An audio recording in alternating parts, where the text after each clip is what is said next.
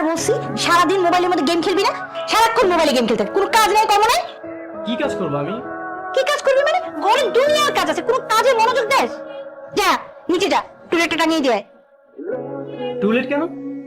ও, তুই আবার টুলেটের খবর কিভাবে রাখবি বল? তুই তো বাসায় থাকিস না, তুই তো সকালে বাসায় ছিলি না। আজকে সকালে হুট করে আরোহীরা বাসা ছেড়ে চলে গেল। কালকে রাতে ওর আম্মু এসে বললে যে ভাবি আমরা কালকে সকালে বাসা ছেড়ে চলে যাবো। কথা নাই বার্তা নেই, বাসাটা ছেড়ে চলে গেল।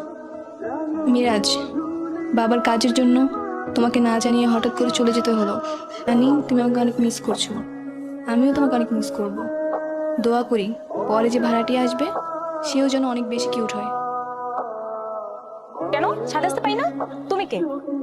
আমি মিরাজ, এ বাসার মালিকের ছেলে। আমরা এই বাসায় নতুন উঠেছি বিকল্পে। ও আচ্ছা, তাহলে তো ভালোই হলো, আমাদের মাঝে মধ্যেই দেখা হবে।